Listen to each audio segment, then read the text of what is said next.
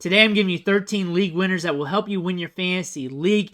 Here we're analyzing the trends, seeing the recent work rates, and see who's getting more work either through the passing game or through more touches in general. And these players might be able to help you out with your lineups here in the near future. But let's dig in. The first player I want to talk about is Juwan Johnson, tight end from the New Orleans Saints. You might not want to add him now, but he's starting to trend up. Scored 2 touchdowns last week. He's returned from injury. Could see more snaps here in the near future. He was rolling at about a 70 to 90% snap share earlier this season before the injury, so he might revert back to that workload here soon. Sticking with the New Orleans Saints here, let's roll with Rashid Shaheed, wide receiver. He's seen 4 targets in each of his last 2 games. Last week had 18.5 fantasy points and had seen 75 air yards or more in each of his last 2 games. Workload matters, and that's what you want to be chasing with these players. This player might see a big increase in workload soon. We're talking about Marquise Goodwin,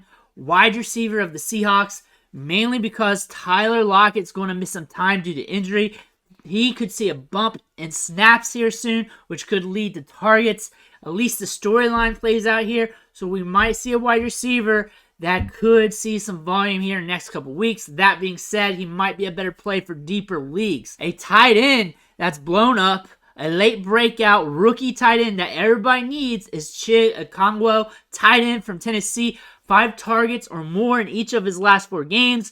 He has 92nd percentile size-adjusted speed score and has had a 50% or higher snap share in each of his last 3 games.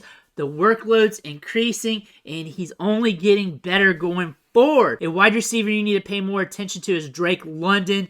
Even with Ritter in there at quarterback, he still saw 11 targets, still getting volume, and volume's what you want to chase because that will sometimes lead to results. Another wide receiver who's now going to get more volume due to an injury is Russell Gage. With Julio Jones out, he saw 12 targets last week, caught 8 balls for 59 yards, and saw a 66% snap share. So if Julio's out again, we could see Russell Gage blow up again. On top of that, Tampa Bay leads the league in pass attempts, so this volume could spread around to the wide receiver 3 on the team. If you're still looking for wide receivers, go over to Minnesota, look at KJ Osborne, 34.7 PPR fantasy points in week 15. He's a big slot receiver, 4.48, 40-yard dash, good size, adjusted speed too. He's playing against the Giants this week. Should be a good matchup, and he's available in 80% of leagues. But if you need a running back, go look at the Colts. Go look at Deion Jackson. We don't want any part of Zach Moss here. He's a sub-athlete. He got his carries when the Colts were up in that game, but once the game script got tighter, they reverted more back to Deion Jackson. Deion Jackson has been proven. He's got good size-adjusted athleticism, can catch the ball in the backfield, and they use him more when the game script's tight. If I had to pick between those two, it would be Deion Jackson, but track Jonathan Taylor going forward. Another running back you want to be in the know about is Chuba Hubbard. Last week, he was the RB1 in the team in terms of snaps. Hasn't been healthy all year, but we're starting to see him get more work. He's a player that could lead into production due to extra workload coming his way. Speaking about workload, Jerick McKinnon is a must-add in all leagues, and I shouldn't be saying this, but he's available in 50% of leagues right now, so run out and check your waiver wire if you need a running back. I don't see this going away. It's about impossible he'd be the RB1 in 3 straight weeks. The workload's there, catching balls out of the backfield, getting the snaps. He had a 62% snap share this week, so you know McKinnon is in a valuable spot while he's on the Chiefs. But with McKinnon blowing up right now, that doesn't mean you should give up on Isaiah Pacheco. In his last 2 games, he's totaled 90 or more yards. He's still being productive, and he's still getting workload as well. He's still on the Chiefs too, so he'll always be a valuable fantasy asset. Also, Chris Moore will still be a fantasy asset because he's still going to get volume even if Nico Collins comes back.